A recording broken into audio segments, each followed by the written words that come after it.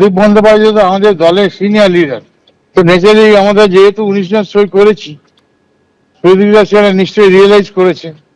কারণ দলটাকে নতুন ভাবে বাঁচাতে গেলে তৃণমূলকে আবার নতুন ভাবে এগোতে হবে, পুরানো দিনের ধামা ধরা দেখে হবে না, নিউ কনসেপ্ট দরকার আছে। পাবলিকের এত বিরুদ্ধে যে রায় কেন হলো, এর পেছনে কারণটা কি, কারা দায়ী এর জন্য? আগামীকাল একটা নতুন ভাবে মিটিং ডেকেছেন আমাদের দলনেত্রী কাকলি ঘোষ দস্তিদার, কালকে ব্যাপারটা পরিষ্কার হয়ে যাবে। মমতা বন্দ্যোপাধ্যায় ঘনিষ্ঠ সুদীপ বন্দ্যোপাধ্যায় এবার বিদ্রোহী ব্লকে যোগ দিয়েছেন, সই করেছেন বিদ্রোহী ব্লকের তালিকায়। ইতিমধ্যে অমিত শাহের সঙ্গে 8 ঘন্টা তিনি বৈঠক করেছেন, অর্থাৎ এই মুহূর্তে তৃণমূল সাংসদদের যে বিদ্রোহী তালিকা, সেই তালিকাটা গিয়ে দাঁড়ালো 20-তে।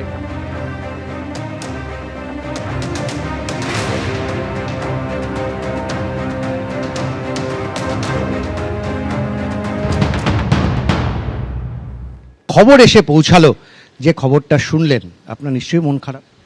কোনটা? সুদীপ বন্দ্যোপাধ্যায় ও শতাব্দী রায়ের হাত। ওর কোনো মূল্য আছে নাকি 2 পয়সা? যার জন্য আপনি আমার প্রমাণ না। ওকে কি রাজনীতি কোনো গুরুত্ব আছে? না ও অঞ্চলে আছে, না পার্টিতে আছে, না কখনো ছিল।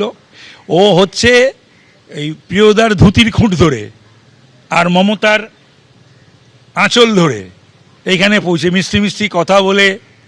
তো এখন বুঝতে পারছে মানুষ ও কত বড় লয়ালিস্ট। এখন মানুষ বুঝতে পারছে নিজের নিশ্চয়ই কোনো ড্রব্যাকস আছে, লুফোলস আছে, নিশ্চয়ই কোনো পাপ অন্যায় করেছে, তাই এটা ওকে করতে হচ্ছে। 1 আর 2 হচ্ছে যে মমতা ব্যানার্জি যেটা হচ্ছে না, ঠিকই হচ্ছে। মমতা ব্যানার্জি এই সমস্ত বোঝা বয়েছিল, বোঝা। আর যত পলিটিক্যাল এলিমেন্ট ডেডিকেটেড, ডিভোটেড, তাদের অপমান করেছিল অনেককে।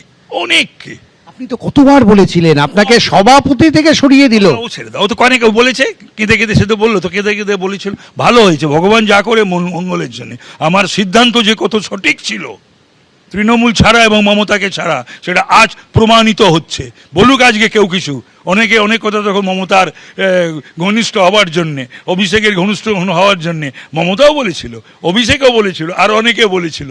আজকে তারা ঠিক না আমি। বড় খবরে নজর রয়েছে, মমতা বন্দ্যোপাধ্যায় ঘনিষ্ঠ সুদীপ বন্দ্যোপাধ্যায় এবার বিদ্রোহী ব্লকে সই করলেন বিদ্রোহী ব্লকের তালিকায়। দেখা করলেন অমিত শাহের সঙ্গে। কালই দিল্লিতে বৈঠকে তৃণমূলের বিদ্রোহী ব্লক। সোমবার স্পিকারের সঙ্গে দেখা করবেন বিদ্রোহী তৃণমূল সাংসদরা। শতাব্দী রায়কে নিয়ে আজ ভূপেন্দ্র যাদবের বাড়িতে বৈঠক করেন সুদীপ বন্দ্যোপাধ্যায়। তারপরই অমিত শাহের সঙ্গে সাক্ষাৎ হয় সুদীপ বন্দ্যোপাধ্যায়ের। 8 ঘন্টা কেন্দ্রীয় স্বরাষ্ট্রমন্ত্রী এবং বিদ্রোহী তৃণমূল সাংসদ সুদীপ বন্দ্যোপাধ্যায়ের মধ্যে বৈঠক হয়। 28 জন সাংসদের মধ্যে 20 জনই এখন তৃণমূলের বিদ্রোহী তালিকায়। এর আগে আপনারা জানেন যে 19 জন তৃণমূলের বিদ্রোহী সাংসদ তারা বিদ্রোহী ব্লকে যোগ দিয়েছিলেন।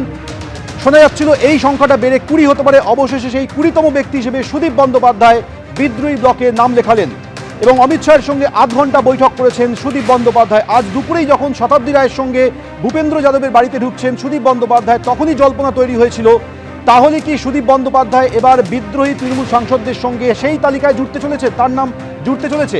তার কয়েক ঘন্টার মধ্যে স্পষ্ট হয়ে গেল সুদীপ বন্দ্যোপাধ্যায় এবার বিদ্রোহী ব্লকে যোগ দিয়েছেন, সই করেছেন বিদ্রোহী ব্লকের তালিকায়। একই সঙ্গে দেখা করেছেন কেন্দ্রীয় স্বরাষ্ট্রমন্ত্রী অমিত শাহের সঙ্গে। এর পাশাপাশি কালই দিল্লিতে বৈঠকে তৃণমূলের বিদ্রোহী ব্লক। তার পরদিন অর্থাৎ সোমবার স্পিকারের সঙ্গে দেখা করবেন বিদ্রোহী তৃণমূল সাংসদরা। মমতা বন্দ্যোপাধ্যায়ের অত্যন্ত ঘনিষ্ঠ বৃত্তে থাকা সুদীপ বন্দ্যোপাধ্যায় এবার বিদ্রোহী তৃণমূল সাংসদদের লিস্টে। 28 জন তৃণমূল সাংসদ, তার মধ্যে 20 জনই এবার বিদ্রোহী লিস্টে নাম লেখালেন, বাকি রইল 8 জন।